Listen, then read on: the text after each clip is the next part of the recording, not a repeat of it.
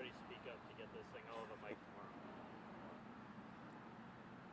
All right, good afternoon, everybody. My name is Bill Turner. I'm the State Emergency Management Director here in Connecticut. Thanks for joining us for our 3 p.m. press conference. I have with me the same lineup of speakers, representatives from the Department of Energy and Environmental Protection, Eversource Connecticut National Guard, as well as the town of Berlin. To start us off, I'm going to welcome up the Chief of Fire for Berlin, John Massario. Chief. Afternoon, everybody. So just we'll make these updates brief. Daily, not much has been changing between the morning operational period start and our afternoon briefings. It's been pretty consistent, and you've probably noticed throughout these briefings with you. So just real fast, our current focus operationally with air support has been to the north and the south. That's where the current bulk of the active fire is. We have 2 resources working at the south end, and we have mains resource working at the north end behind us here. Our wildfire ground crews are continuing to hold the east and west flanks of the fire, and they're doing that with success. We're estimating the fire to be about 107 acres. I know there's been a lot of conflicting numbers back and forth. Part of the reason for that is the multitude, the varying technology sources we're using. We're using information from drones, as well as aerial mapping and actual crews on the ground to walk that perimeter to gain these numbers. So they have varied a little bit, and that's part of the reason for it. It doesn't necessarily correlate to fire growth. The fire growth has been pretty minimal. If you look at it on a map and spread-wise, we're looking pretty decent there. We also have crews now working to map a containment zone, just so we can start estimating forward progress on an actual containment of the fire. I know that question's come up a few times, so we really don't want to call it contained right now until we can actually get a good visual on what that looks like. Other work that's been going on towards the far east of the incident at the base of the mountain on the Westfield side. It's the Westfield side. We have a dozer team that's now in there operating to clear old truck roads. They're clearing and improving them. The whole purpose of that is going to allow for water tankers to reach the top of the mountain, where we're going to place a drop site. Once the aerial operations cease, ground crews will use hose lines to assist them to hit those hot spots, get into further into the center of the fire, make sure everything's out. Those roads, I'll just touch on this, those roads run through a varying array of ownerships. There's land trusts, there's private land, there's maybe a little state land in there. We've made notifications, and we're working to let all those property owners know what's going on. We don't just want to blindside anybody with our operations over on that side of the mountain. So we're putting that out there. The reasoning for that operation is to assist at the top of the mountain. I got no further updates on my end. I'll let Tom come up and speak to the fire side of it. Good afternoon, everybody. Tom Trask, Forest Protection Supervisor. So currently we have multiple resources still continuing to work, not only here but throughout the state. They're working on resources such as small fires anywhere from 5 to 10 acres.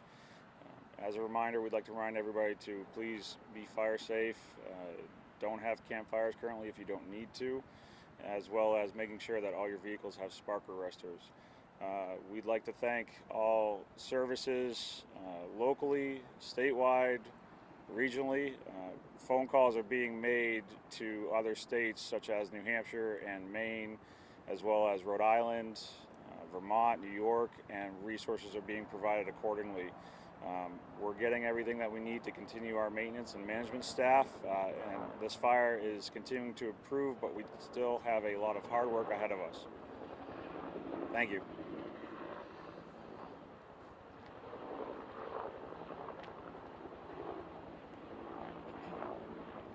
I'm Major Mike Wilcoxon. I'm the Director of Public Affairs for the Connecticut National Guard. Some updates from us is that our air crews are doing excellent. Again, we trained for this. They're up there. They've done overall 80 water dumps on the affected area, and they've dropped over 51,000 gallons of water. Doing a great job. They are members of our community. A lot of them work in the towns here and close to here, so they're very happy and humbled to be able to help give back in this way. All right, I just want to give one additional update from the state emergency management perspective. We have submitted a verbal request to the Federal Emergency Management Agency, FEMA, through Region 1, requesting what is called an FMAG. It's a Fire Management Assistance Grant. And really what that do, it's a tool in our toolbox that will allow us, if granted, and it's based on certain conditions being met, but really help us to recoup cost associated with the response to this event. So there's no guarantee that we'll get that, but we're going to make every effort to get that federal dollar assistance in, as this is becoming a very expensive operation, and we know that it's going to continue for some days, and it just allows us to get additional federal support in on a cost share basis to help us respond and recover from this event. Otherwise, I'll open it up to any questions that you might have. Do you know how expensive? We're still tallying those numbers, but the National Guard, has put out some preliminary estimates that, a day like today with 2 helicopters could cost upwards of $100,000, and yesterday not flying all day was somewhere around $60,000. That's just one agency. So you start doing the math with all the agencies involved. Obviously, aviation is very expensive, but you start adding all the numbers up, and we're getting into the hundreds of thousands of dollars range very easily. So. Are you guys getting and this could be for anyone who can answer this, are you guys getting any closer to perhaps identifying what might have started this fire? I'll look to the fire chief on calls. Yeah, so our investigators have been up into the suspected area where the fire started.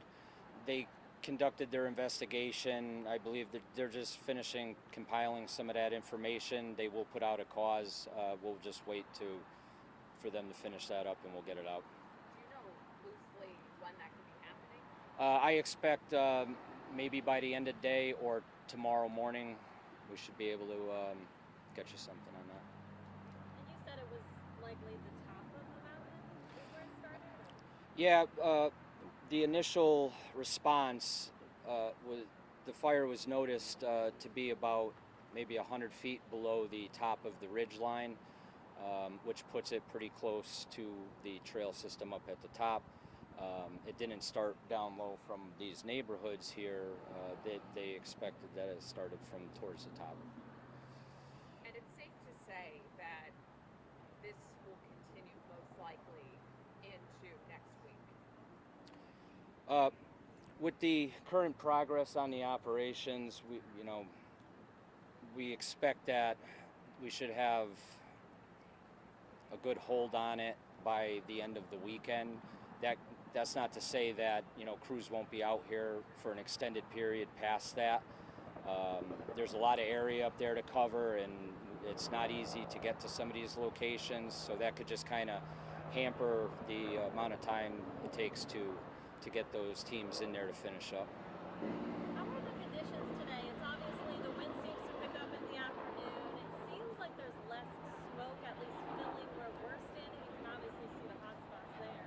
But what have the conditions been like today? So when we came in this morning, conditions were definitely better than the last few days. The dew point was up, and obviously we had a little bit of rain. It was a good moral boost, but didn't do much for us on the ground. Conditions up there are still very dry. If you look around at the grass around us here, you can see that little bit of moisture really did nothing to soak into the ground. So conditions are pretty consistent to what we've had for the past few days. Wind is picking up a little bit now from this morning, so that might cause some flare-ups. It's just something we're working with. I apologize if this has already been asked previously. The investigation The investigation into the fire is being led by our town's fire marshal's office, the Berlin Fire Marshals. Fire Yes. Marshal. Are they getting assistance from state police? Nope, they've handled the. They were up there with state police, but they are primary on the investigation. I know earlier you encountered some folks up at the top of the mountain or some of the trail systems. Do you have a message to people as you head into the weekend? Yeah. About the operation? We'll definitely reiterate that the parks are closed. Nobody should be accessing any of the trailheads from either the Meriden, Westfield, or Berlin sides. It was one person that one of our crews came upon up towards the top of the mountain. They were quickly turned around. What happens is if somebody is up there, we have to stop our air operations. So obviously we don't want to do that. If the public could just assist us by staying clear of the area, we very much so appreciate that. And is it today around 45 personnel on the mountain today? You got the number on the personnel right now? Yeah.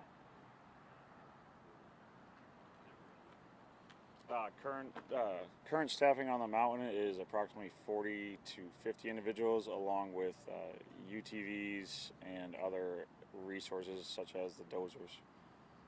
And there's that out-of-state assistance still today from New Hampshire and Rhode Island? Yes, New Hampshire is coming in and assisting us in the mid-level command staff. Rhode Island is continuing as a IA resource to help us mitigate several of the smaller fires we have active in the state. Any other outside of Connecticut assistance coming in? We've reached out to multiple agencies and we are waiting to hear back. So here, just to clarify, the firefighters on the ground on this mountain, Connecticut, Maine, New Hampshire, That's correct. right now. Right now. Rhode Island. New Hampshire's not Rhode Island's coming. not here. They're on island. I'm sorry, ma'am. New Hampshire's not arriving there currently. They are currently coming back from one of the other fires that we were able to put a better line around, clean up more hot spots, and we'll be placing in a containment status as of later this evening. And that's based on weather and what may occur with leaf drops. Has that been kind of like the fire response we've been seeing back and forth? Is responding to actually other smaller brush fires? Or? That's a local question. You guys have. Yeah, throughout the past few days, we've had, I believe it's 3 other incidents that involve a grass, brush, or forest type fire. 2 of those were rather small. They were more located in the urban areas of the town. One of them was a little bit larger. It was on the north side of Hubbard Park, on Berlin property, not on the Meriden property. It was in Berlin. Those fires were estimated, there was 2 separate fires. They were estimated at a half acre each. The crews went out there, were able to lay in, there was much better access. They were able to lay in hose lines.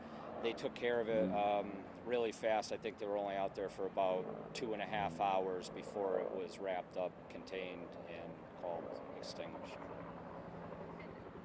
And again, I apologize if this has been asked, but they're circling.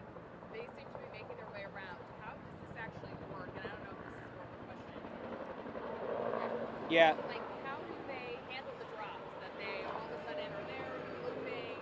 How are they able to kind of get water and move on quickly? So they're just on a rotation when they took off from their respective landing zones.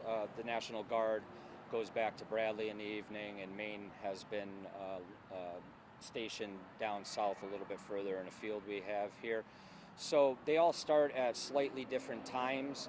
They stagger, allowing them to have better access to the Silver Lake area. That slight staggering just allows them to come in, loop around, and then come back up to the fire. That way there's a consistent path and they're not flying at each other, creating unsafe situations.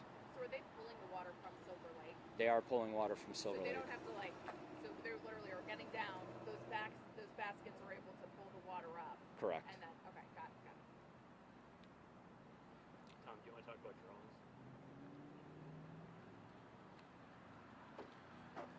Just as a reminder, we have had another incursion due to drones, which has been inhibiting the helicopter efforts.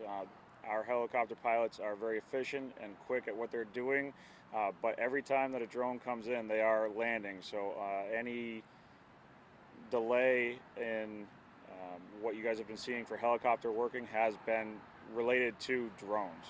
So again, please, we'd like to tell everybody, keep the drones away from this area. You're going to make it very difficult, and we want to keep this incident at what it is now and not have to continue further. Anything else? Good.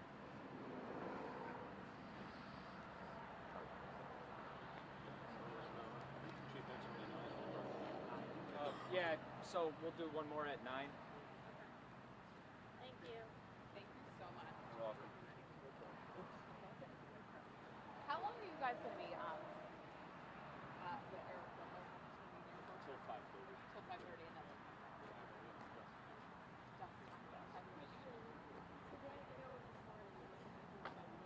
No, I interviewed no. people. Everybody. Um,